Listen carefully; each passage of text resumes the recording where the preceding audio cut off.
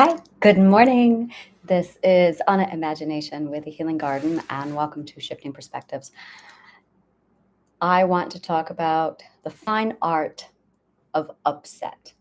This is a topic that is very near and dear to my heart. In all my life, really, but I'm going to speak on friendship. And the story I have really revolves around friends' expectations, beliefs, ethics, and the fine art of upset. In 2021, I met someone who redefined my life. He became a solid pillar in my healing, and he allowed me and provided to me this massive space of comfort, safety, and security so that I could heal and grow.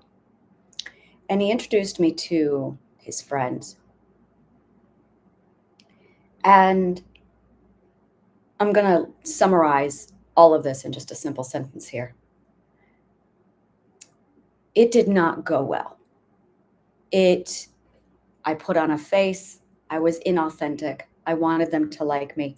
I valued them liking me, and I valued having a place to belong more than I valued my authentic self. Now, at the time, I did not have an authentic self defined. I had no idea who I was because of my healing journey. But it took me almost 3 years. Well, it took me a solid 2 years to figure out what the problem was. Now, before I could articulate the problem and identify it, what ended up ensuing was 2 years of what I refer to as upset, where an event would come up and I would have anxiety. And it would be a low, low dose of anxiety to the point where I wouldn't even call it anxiety. I would call it discomfort. I'm just uncomfortable. And it would be a very short dosage of it. And I would go, ooh. And I would just but I would go. And then there would be this anxiety buildup to the event. I would get in the car and I would have a panic attack. And it got to a point where it was a ritual of us working me through the panic attack. And I thought the whole time that it was social anxiety, which made no sense. If you have a trauma trigger that is inconsistent, then you have identified the wrong trauma trigger. Trauma triggers are not inconsistent. If you have an inconsistent trigger, you have identified the wrong trigger and you're not actually looking at the right trigger. Take that with you. So I thought it was social anxiety, but it only hit during a certain period of time, which was the tip off that it wasn't the social anxiety. And I would go through the event, and at first I would put on a face, but after 3 months, 6 months of this, it fell apart. And it would get to a point where I would arrive, and after an hour, I would be uncomfortable and I'd hate it. By the end of the night, I was in a full, I gotta get out of here. And I thought it was a social anxiety. It's not. It was not the social anxiety. There is a habit of New Yorkers that takes place here. I think it's true in every major city where you get hurt by so many people and you crave so much connection that you use the events in the local city to connect with people. But you don't connect because you're terrified of vulnerability and you associate trauma with connection. So, what ends up happening is all of these very lonely people flood to these events with no intention other than getting high, getting drunk, and trying to socialize. And they might get some shallow conversation out of it. Hey, how are you? How's the weather? And that's it. And almost every one of them fails to connect on a deeper level. Now, with my brain, with knowing what I know, and knowing my being tuned into my empathy and all of my being tuned into my system, that doesn't cut it for me because that is fake and phony. That is shallow. That is a show that lacks all of the heart to it. And I was picking up on that. And my body was communicating all of that to me. It was also coupled with the fact that I was so inauthentic that I had to wear my own mask. Now, under many circumstances, I attempted conversation on a deep level with the people there, and every one of them shot me down. Every one of them. I was told things like, I don't talk about that here. And no, I don't want to talk about that. Or, wow, that's really deep for a party. And I realized that no one, there were a few exceptions, no one wanted to go any deeper. And I ended up seeing the same people month after month at different various events. I had seen some people literally 30 times, and I could only tell you their first name. I still can only tell you their first name, and that's it. I don't know what they do for a living. I have no idea what they do for a living. I don't know what they do for a job. I don't know if they have kids. I don't know if they've ever been married. I know their first name. I know where they live, and that's it. And after attending almost 30 events with these people, engaging with them intimately, sleeping next to them in some cases, all I could tell you was their name. Now, I was looking for that ladder of depth, and I wasn't getting it. I had people who were so excited and they greeted me like they were my best friend for 30 years. And I don't even know who they are. I don't even know their relationship. I had two people, a couple. I had no idea they were a couple. I would see him, I would see her, I would engage with them both. And it took me like 8 different settings before I realized they were together, because that is how shallow, that is how surface deep they are. Now, shifting back over to the subtle art of upset. All of my problem with this really was just communicated in my system as it upset me. But because it upset me and I was ignoring it, it grew and it expanded. So that after a year and a half, I was having full mental breakdowns, screaming. My partner and I would get into fights and arguments. And I could not articulate the problem. I finally decided to pull out of the events and just like, I don't know what's going on. I need to get away from them. And I did. I ended the events, I pulled out, and no one missed me. No one noticed. No one cared. My partner went to the same events. No one asked. It wasn't even like, I tried going to another event. I stepped in and I had a long conversation with my partner about it, finally able to articulate it. And I realized that it was the shallowness, but I still couldn't quite articulate.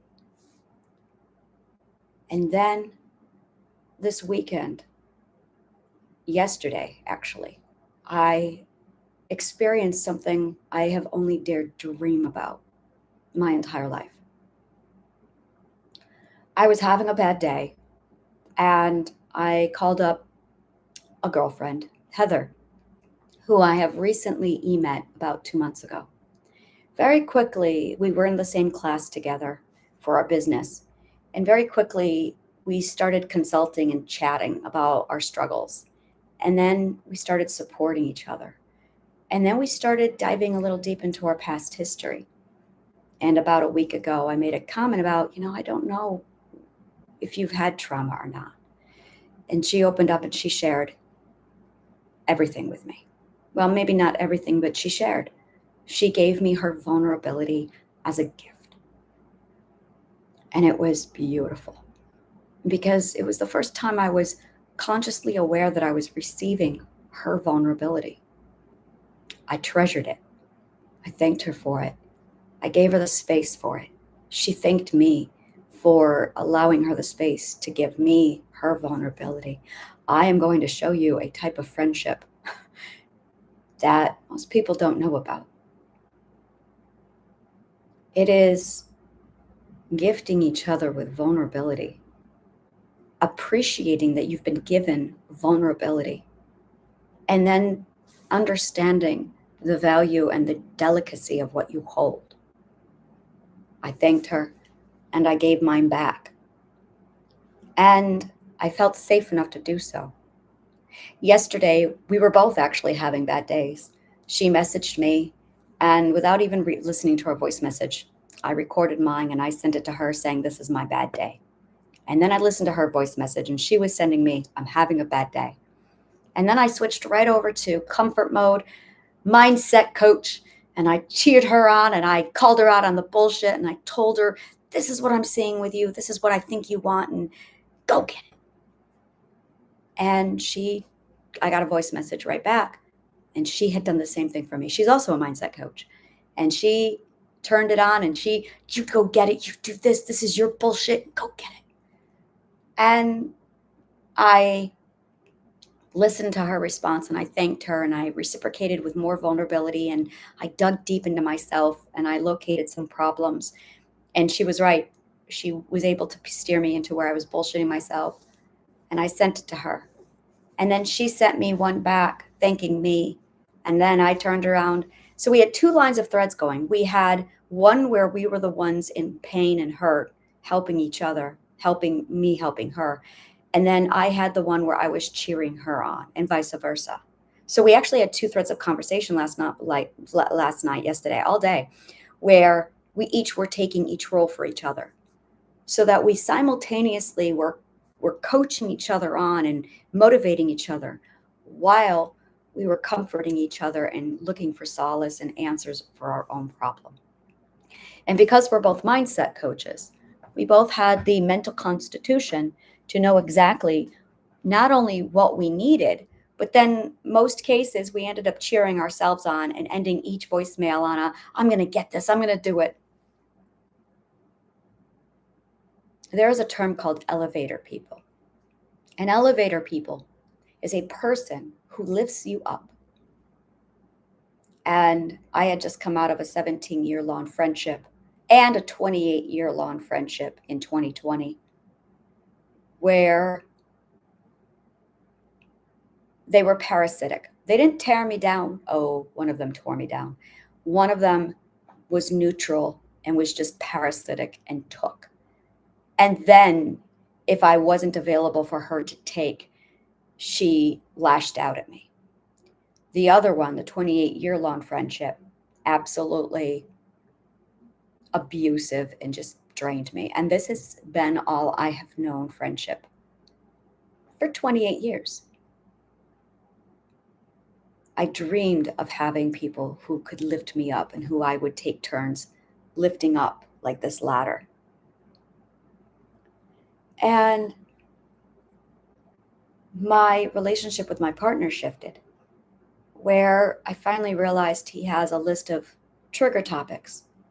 And I finally decided I'm not going to help him with his trigger topics. If he needs to avoid those trigger topics, he has to deal with them on his own. I am going to provide him with a safe space so that if he needs distraction, I'll give him distraction. It's not my job. It's not his job, or it's not my job to help him through these things if that's not what he wants. Maybe that's not what he wants from me, and it's not what he wants from me. So instead of focusing on the trigger topics, I decided to go around and divert them. And it changed the relationship. I can still have my bad days. I can still hit those with him. But I noticed that in my relationships, I spend more time lifting people up now. And in turn, they're now taking the initiative to lift me up.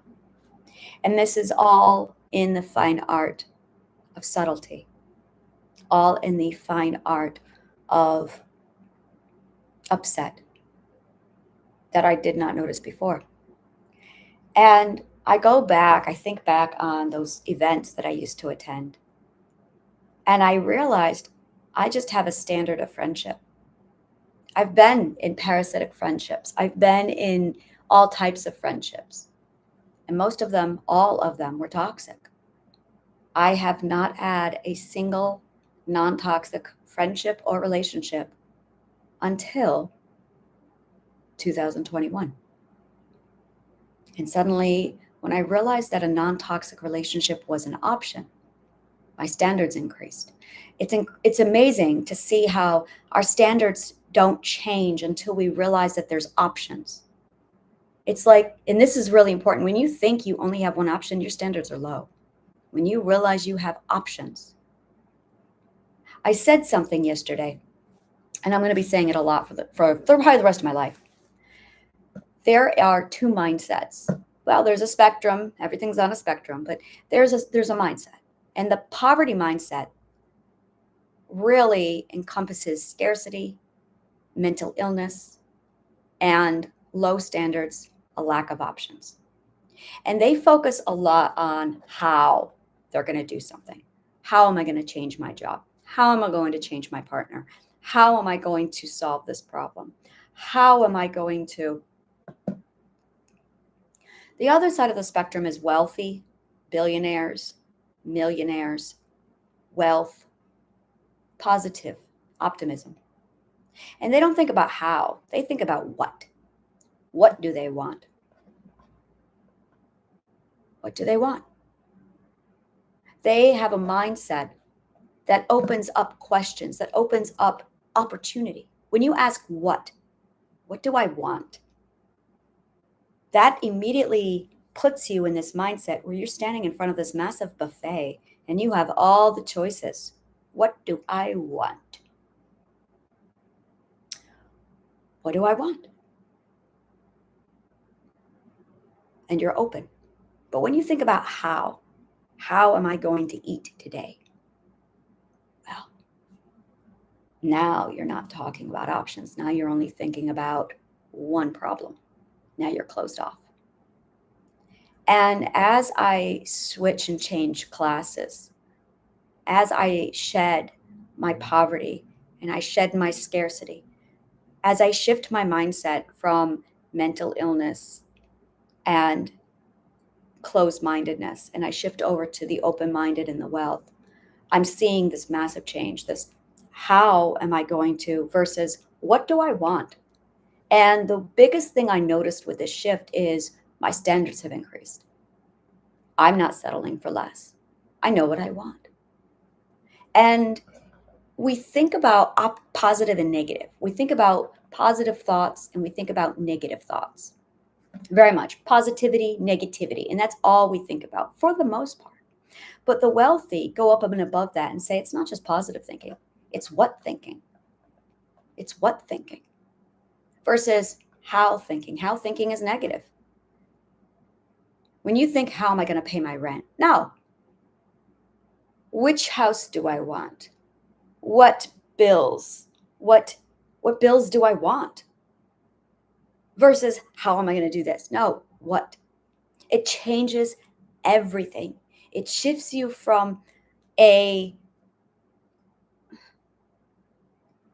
catastrophe thinking to I have all the time in the world to decide what are going to be elements in my life. And the more you encompass a mindset, the more you step into a mindset, the more you completely envelop an entire lifestyle. Your mindset gets to determine your lifestyle. And that's really what I'm trying to get through to people. Your mindset is the determining factor for your lifestyle. If you don't like something, it's because your mindset is putting you there. If you don't want something and you want change and you're not getting change, it's because your mindset is keeping you there. Your mindset is a prison or it's freedom. It depends on what kind of a mindset you have. Your mindset determines. And then there are people who decide to cherry pick. Well, I want to be, and this is the mindset, this is not actually what they want, but their choices reflect, I want to be miserable, but I'm only going to cherry pick the positive things. So I'll think positive, but I'm going to still think about how and scarcity. And as a result, they've got 10% positivity, but 90% negativity. And they're going, I don't understand why the positivity isn't working. Well, it's not just positive thinking. It's can't statements. How many times a day do you say things like, I can't? Can't is a negative statement. It is a limiting statement. And that's it. This is just abundance and scarcity. Are you limiting yourself or not? And you limit yourselves with can't statements, with how thinking. Those are limitations. With scarcity, when you act like you're poor, when you spend like you're poor, that doesn't mean spend frugally or spend wisely. That doesn't mean completely blow your money. And that's where a lot, when you binge your money, that's a scarcity mindset. Because when you binge, you also purge. So that's actually a scarcity mindset. When you binge or hoard, you're actually in scarcity mindset. The wealthy don't do that. They don't binge their money, which is why they have it. So if you do get $1 million and you go, oh, I want all of these things, and you start binging your money and going on a shopping sprees are actually scarcity thinking. Because if you had abundance, you wouldn't be binging. Because I remember, because you've experienced scarcity. The only reason why we binge is because we've experienced scarcity. It's the other side. Imagine a pendulum swinging. It's scarcity. Okay, now it's going to swing over and you binge because you know it's not going to be there long. And then it swings back over to scarcity. You get a surplus in, so you binge it because you know it's not going to be there long. Shopping sprees are a poor man's mentality, disguised as wealth, according to the poor. When you have abundance, you stop shopping. When you have abundance, you stop shopping because you don't need to, because you have everything you need. But you don't hoard the money either. That's scarcity. So when you have an abundance mindset, you let the money flow naturally. You invest it, you save it.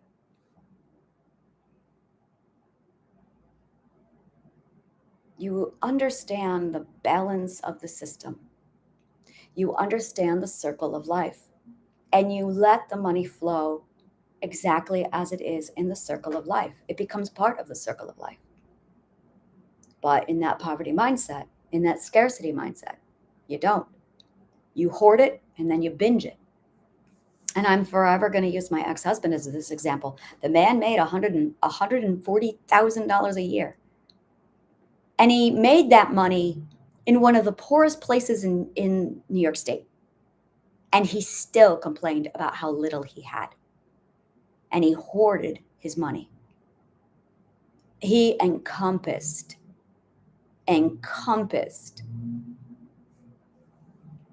scarcity mindset.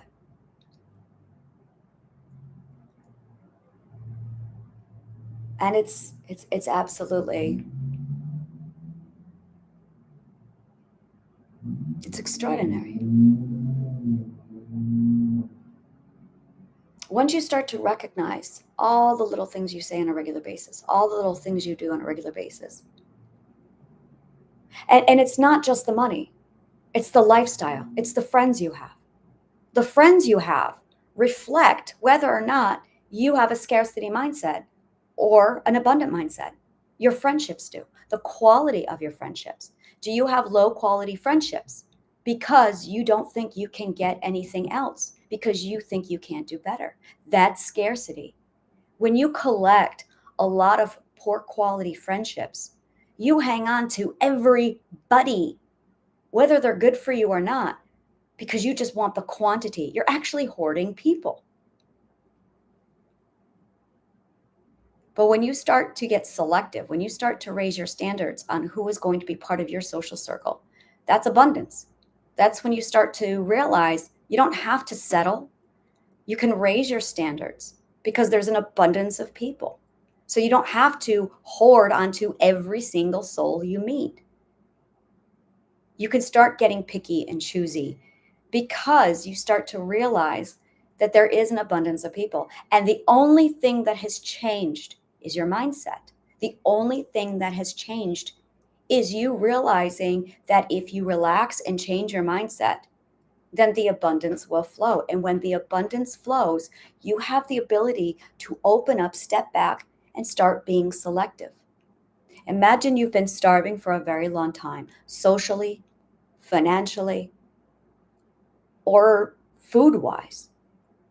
And you're given this massive smorgasbord of just abundance suddenly. Pick a subject: an abundance of friends, an abundance of money, an abundance of options. And you're sitting there looking at this buffet and you have to choose. But there is no choice. Now you can have whatever you want. And that's what moving to New York City was like for me. I didn't have to settle anymore for bad food. And so for me, it was very much a, okay, what am I going to choose? What am I going to eat? Now I have standards. So I made a rule. If it's a chain restaurant, I'm not eating there. If it is a chain restaurant, it's out the door. It has to be original. Even in the coffee shops, zero chain restaurants. It has to be a mom and pop shop. It has to be an original shop that somebody built up. It has to be a small business. It cannot be a food chain restaurant. If I can get it outside of New York City, it doesn't go into my mouth. And the reason why I have this mindset is because, first of all, for $10, you can eat really, really good in the city. I mean, I know a place where I can spend $6 and have some of the best Indian food. So and oh my God, it fills you up. When I eat there, like I'm done. You can't spend that at McDonald's. And the quality of food, I can't even get into the quality. Like there is no quality in McDonald's. I wouldn't feed that to my dogs. Like, ew, no, no. Even my dogs get better food than McDonald's. I'm not putting that in my body. And that's the mindset. I won't eat at Starbucks. No, you give me a beautiful little just hub in the corner where they've got 18 different beans that they're gonna, oh my God, I love that. I love that. That is my thing. And it's because you don't settle, because you have the option to choose. And it's that way with money. It's that way with friends. It's that way with the quality of life. It's that way with everything. And the only difference is your mindset. It begins with your mindset. The mindset lays the foundation for the lifestyle you decide to have. Now, you're going to have growing pains. As you shift from scarcity over to abundance, it's going to be uncomfortable. That's growth.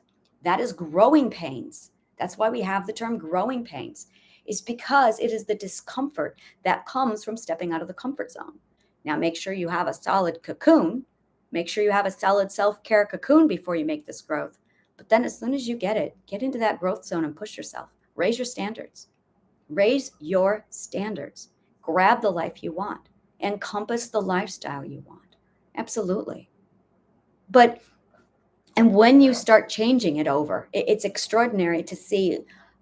My favorite thing that I do in my mind is I am very mindful about every little thought I have.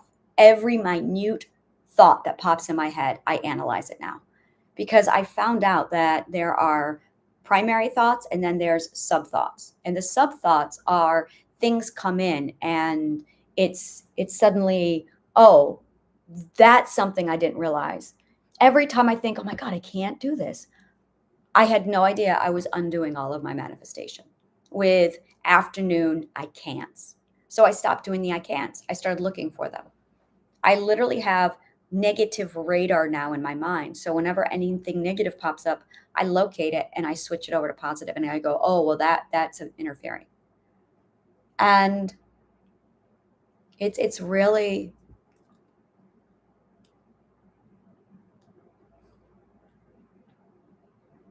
it started off so simple. It started off with just that subtle upset of, I really did not want to go to the events. I wanted to go to the events, but I wanted to share those events with good people. And I wasn't. I was sharing them with strangers. This is it. I was sharing those events with strangers. And after 2 years, I realized they were still strangers when they shouldn't be. And I sat down with my partner about it. And I found out that now he calls them friends. And I've talked to him about it. And I'm like, I don't understand. And he goes, well, it's the same with me too. I haven't been able to I can't get to know anybody. And I'm like, well, why are you calling them friends? And I realized that it's a common thing in New York City. A lot of people use the word friend absolutely all over the place. It's a nothing word. Here, the word friend is a nothing word. But to me, it means something much deeper. So I'll be in the grocery store and some stranger will call me friend. It's lost all of its value in this city. And for me, the word friend has a lot of value. And this was the disconnect. This is why I had so much upset, is because when I hear the friend, I'm defining it by a solid, and I told him this. I said, what you have are acquaintanceships. I said, you don't have friendships. You have acquaintanceships. Like me, he couldn't give really any information. He didn't know if they had children. He didn't know their last names. He didn't know what they did for a living, but he'd known them for 20 years. He'd known them for 10 years. He met this one guy and he introduced him to me, and he's like, I've known him for 13 years. He's the oldest friend he had. And then I found out that he's only seen him 13 times. And aside from exchanging a first name, they don't know anything about each other. And I said, that's an acquaintanceship. That's no different than there are people who know their coworkers better than you know your friendships. We had that talk. And it was this understanding suddenly that when somebody has a social issue, sometimes that's the best they can do. When people have problems trusting and socializing and opening up and being vulnerable, that's the best they can do. And here I am, a social butterfly, knowing about vulnerability and the practice of trading vulnerability for connection. And that's the cost. That's the real cost.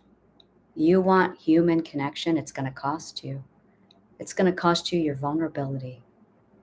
That's it.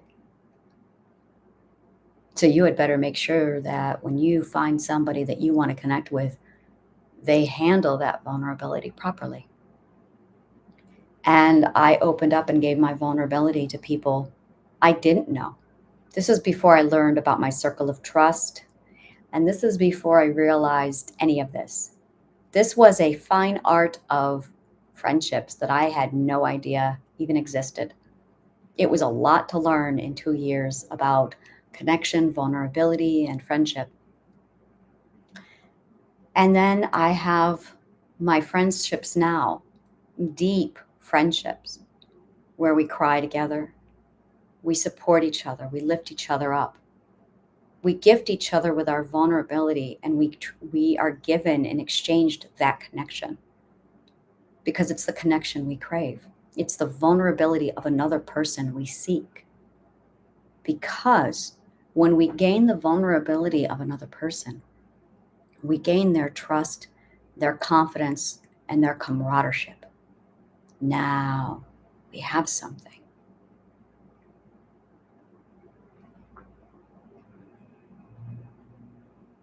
Now we have something.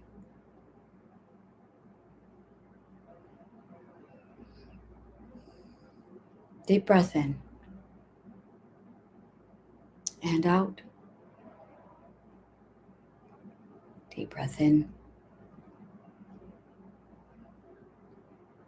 and out.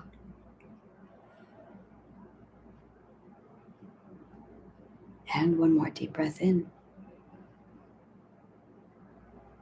and out.